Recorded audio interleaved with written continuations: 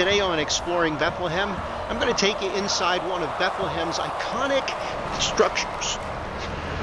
And it's not going to cost you $6 or even $3. I know how to get in. Well, today we visit one of the iconic locations here in Bethlehem. And why not? Did you know it was the 80th anniversary of the opening of this grand stadium known as Bethlehem Area School District Stadium?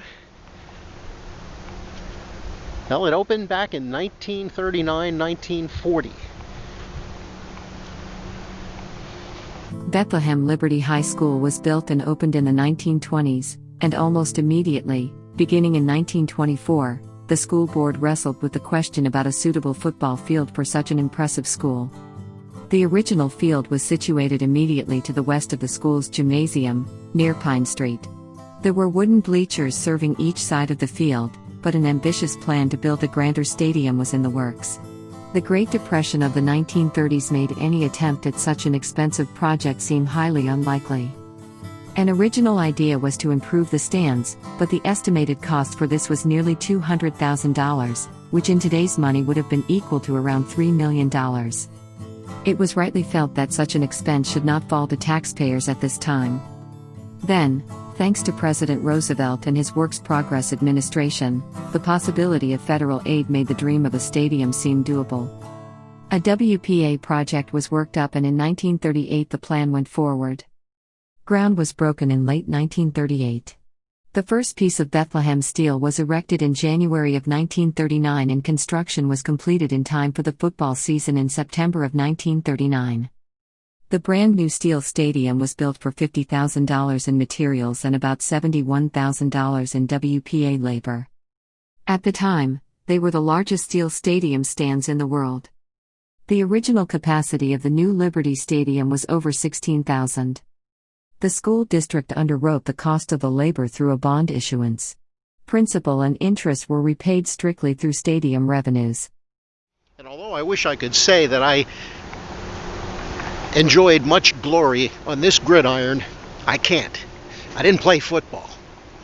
But my connection to this stadium goes beyond the field. But back in the summer of 1969, I worked for the school district as a summer job. And it was the longest summer of my life, because out here under the baking hot sun of June, July, and August, I worked to help replace the original wooden bleachers. And coming back to the old stadium, I think it's pretty obvious for anybody who's been here and remembers the old configuration. There have been a number of really superb improvements, starting with the playing surface. Back in the old days, 50 years ago, let's say, when this was heavily used by three high schools, the junior highs used to use it. They used to play soccer on it. By early to mid-October, the whole middle of the field, which was grass, was gone. It was just dirt. Today we have a second-generation artificial surface, and it's beautiful. They say this new modern football field, this new surface, makes you faster. Let's check it out.